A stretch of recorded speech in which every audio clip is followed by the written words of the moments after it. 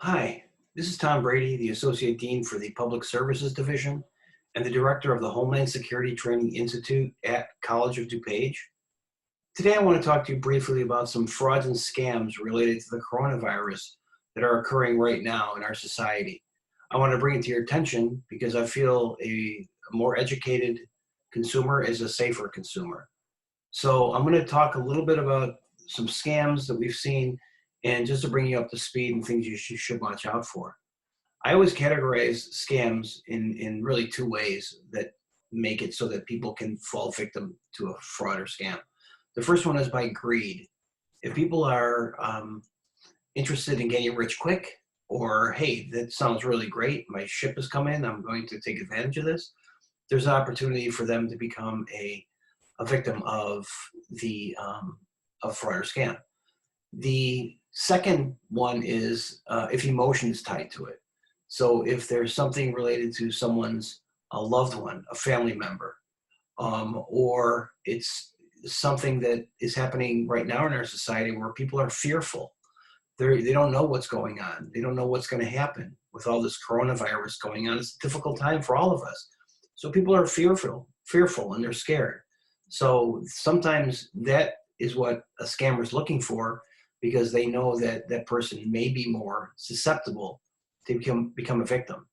So one of the scams I want to talk about is something that's occurring in different places of the world. And if it happens somewhere else, you can guarantee it's going to happen here in the United States. It's where people are posing as a healthcare worker and coming to people's homes offering to conduct coronavirus testing. Well, we all know coronavirus testing is very hard to get, and it can be very expensive. And people have become victims of people that have come to their homes and said, "Hey, we can help you with coronavirus testing." Again, people, they want to know. Maybe they're not feeling well, but they want to know: do I have it, or do I not have it? In this scam, what happens is usually two people that will come to a house and ring someone's doorbell and let them know they're from some health department. They may have fake IDs, but they tell them, "We're with the health department. We're here to do coronavirus testing in your home." If the potential victim lets them into the home, what may happen is one person will try to distract that person while the other person will burglarize their house or possibly even worse. So never let anyone in your house. No health departments work this way. They don't send people out to do coronavirus testing door to door. It just doesn't happen. So be sure that you don't let people in your house. It's the safest way to be, and it's you don't want to let scammers take advantage of you. The next one I want to talk about is cyber attacks, threats, and phishing scams. Now, we're not talking about the fishing that you sit in a boat and you catch bass and other fish. This is phishing where a scammer will send out thousands of emails that look like a legitimate company is asking for information. It might be the bank that you use. It might be a service that you've used in the past, and it's completely fake. There may be links on there. They're asking you to click on this to update your information, update your account, your profile. And when you click on those links, it could end up with malware and spyware being installed on your computer unknown to you. So you may be taken advantage of, and hackers love this because they can burrow into your computer and steal your personal information. So that's something to be cognizant of with these phishing scams. If you really look at them closely and see how they're worded and if it makes sense, most of the time they don't make any sense. So if my bank is calling me because they want my account number and password, well, they should know my account number because they're my bank, and I'm certainly not going to be giving them my password. The other thing you can do is make sure you do is not fall victim to, if you're looking for information on the coronavirus and you want to go in and search in places and you're clicking on links that you don't really know, you're just fearful. And that's what happens when people are scared. They want to get information and they may click on something that inadvertently will make them become a victim of a fraud or scam. There's a lot of these out there right now. For example, the Health and Human Services recently, they were hit with a recent cyber attack. There was no vital information that was accessed.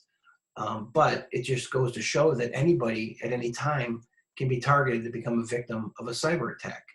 And when email scammers sense a fear and urgency in victims, they feel that it's a better opportunity for them to do their work in scamming people. Be careful of clicking on any links that you don't know where they came from. Sometimes people will click on links because they're just not sure of something. I really want to know, do I take the chance? I click on a link. So some people will do that. And again, there could be the malware attached to their computer, and it gives hackers an easier time to go in and steal from that person. The next thing I want to talk about is buying groceries online. There's a lot of legitimate companies that offer services to purchase groceries for people, but there's also people online trying to take advantage of people who don't want to go to the store, elderly people who maybe is obviously one of the groups that could be susceptible to coronavirus, don't want to be out in large crowds. They don't want to be going to stores and grocery shop. So some of them have been taken advantage of by people who said, well, I'll do your grocery shopping. The senior citizen gives them the money, and then the person never returns with their groceries. So it's an easy scam for them to perpetrate, especially in the times we're in right now. You can use companies such as Shipt, Instacart, Amazon, Walmart. They all have services for legitimate grocery shopping. So do your research and go through those companies, because you won't fall victim to a fraud or scam. The next one I want to talk about is coronavirus stock scams. The U.S. Securities and Exchange Commission warned investors last month about fraudsters touting stocks of companies with products that supposedly can prevent, detect, or cure coronavirus. Buy those stocks now, they say, and they will soar in price. Well, goes back to what I talked about earlier. This is the greed part of somebody participating and becoming a victim. Somebody says, hey, this is a way for me to make money, get rich quick scheme. And obviously it's fraudsters trying to make sure people invest in something, and then it falls apart like a house of cards. The SEC recently said, when investing in any company, including companies that claim to focus on coronavirus-related products and services, carefully research the investment and keep in mind that investment scam artists often exploit the latest crisis to line their own pockets. It's very true.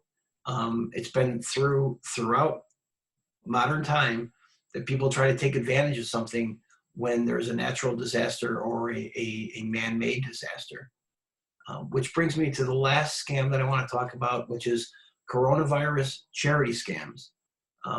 This goes to the other side that I talked about, more related to people's emotions. People want to donate. They want to help out. They want to give because people are suffering. That's what scammers will play on, is that emotional part of it. Donate today and you can save so many people. Donate this amount and you can give food to this many people. In times of trouble, there's typically an uptick in the number of scams requesting donations to help the needy. Anytime there's a natural disaster, there were charity scams after 9/11. There were charity scams after the mass shooting in Las Vegas. There's charity scams that just crop up because the scammers know that people are emotionally invested and they want to help. And that's just a horrific thing for them to do, because people want to do good things. So what you need to do is to do your research. If you feel that you want to donate, know who your donation is going to and what it will be used for. That's really important. You need to do your research and find out where your money's going. And if you have not donated to an organization before, avoid unrequested solicitation.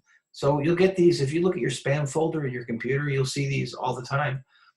Unsolicited solicitation or unrequested solicitations. You'll see them in there, and people oftentimes ignore them. Most of the time when people want to give to a charity, it's a charity that they know and that they can trust. And that's the safest way to be. So I hope that some of these scams have given you some information to protect yourself.